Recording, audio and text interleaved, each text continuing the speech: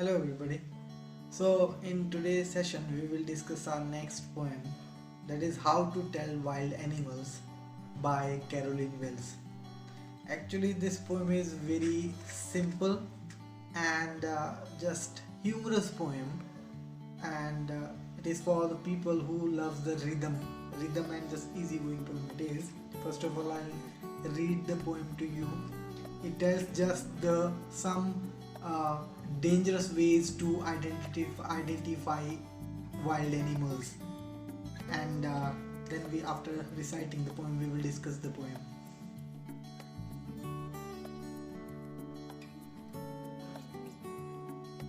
If you ever should go by chance to jungles in the east, and if there should you advance a large and tawny beast, if he roars at you as you are dying, you'll know it is the Asian lion.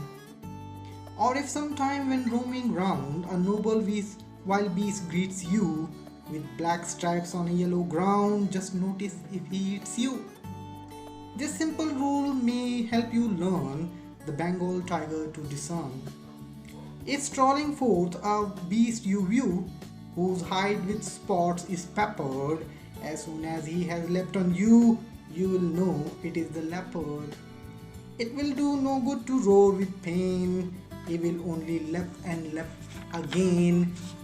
If when you are walking round your yard, you meet a creature there who hugs you very hard, be sure it is a bear. And if you have any doubts, I guess he will give you just one more caress.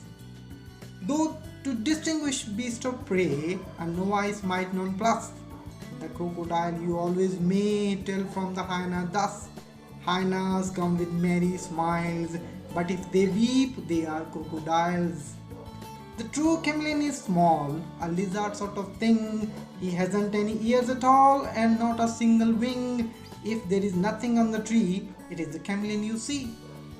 So, Carolyn Wells in the very first stanza is just in the whole poem he is telling us how to identify these wild animals. How he starts: if ever you should go by chance to jungles in the east, the eastern part of the world, that is Asia.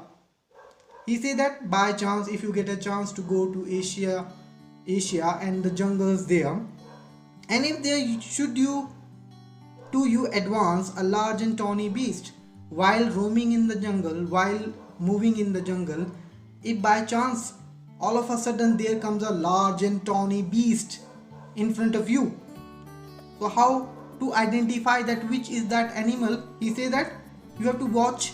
If he roars at you when you are dying of fear, you should know. What should you know?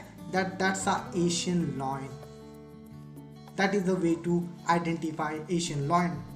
In the second stanza he says, or if sometime when roaming round a noble wild beast greets you. Sometime when roaming round while moving in the jungle, if a noble is here royal, some royal creature which looks royal, beautiful, wild beast greets you doesn't mean that it will wish you, no.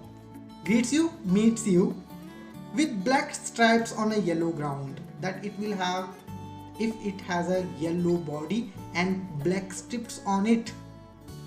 Then he says how to identify this animal. Just you have to notice one thing, one rule you have to keep in mind. And what is that one rule? This rule may help you learn the Bengal tiger to discern. Discern is to identify. How to identify the Bengal tiger?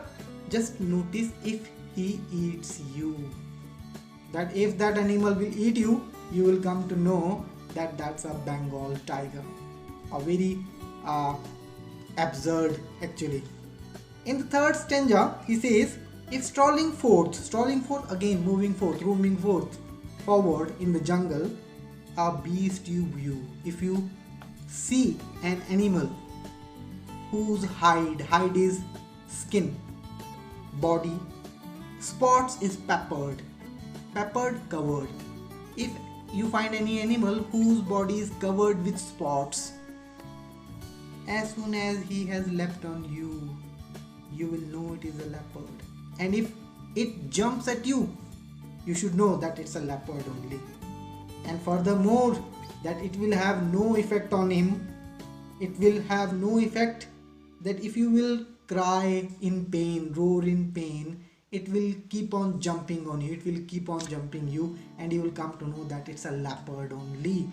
In the further fourth stanza, the poet Carolyn Wells says, if when you are walking around your yard, just in your yard only, and all of a sudden you meet a creature there, you see some creature there who hugs you very hard, who hugs you very tightly. He said that you have to be clear that this animal creature is a bear. Then you know that bear used to give bear hug. That used to be very dangerous even. Bear, when they used to attack bears, they used to hug.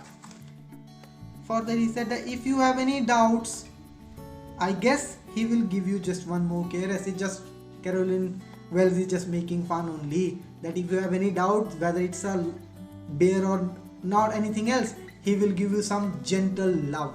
But actually he's making fun only, nothing will happen, he will kill you. That's a way. Further in the fifth stanza, though to distinguish beasts of prey. Further he said, distinguish, differentiate. Beasts of prey, animals who used to hunt for eating, a novice might nonplus. Novice is a new person, new in the way who does not have the knowledge. Here he says that he will, maybe a novice, the person who does not have a knowledge, he will get some idea to differentiate between crocodiles and hyenas. The crocodile you always may tell from the hyena thus, following this rule. What is the rule? Hyenas come with merry smiles. That hyenas always have a merry smiling face, and crocodiles used to weep. But actually this is not the case. Hyenas, they used to have a mouth like that, always wide, so they look like that they are smiling, but they are not. They used to be dangerous. On the other hand, when crocodile used to swallow, the tears used to come out from its eyes. So it's not that they are weeping, no, nothing is like that. But this is the way to find out that if it is weeping, it's crocodile, and it is smiling, it's a hyena. In the last paragraph, Carolyn Wells is telling about chameleon. Chameleon, he says, a true chameleon is small, a lizard sort of thing. Lizards everybody has seen in houses also. He said that a chameleon looks like a lizard only. He hasn't any ears at all and not a wing. That it does not have wings and it does not have ears. We are talking about chameleon. He says that if you are watching for a chameleon on a tree and there is nothing on the tree, then you should make it clear that you are watching a chameleon. You see that you have seen a chameleon. Why? The chameleon used to change its color. It used to adapt itself according to the surroundings. It changes the body color according to on which it sits. So these are the few of the rules told by Carolyn Wells. Very funny or humorous poem, you can say, just for enjoying. We have to see here rhythm and talking about just easy language it is. So for this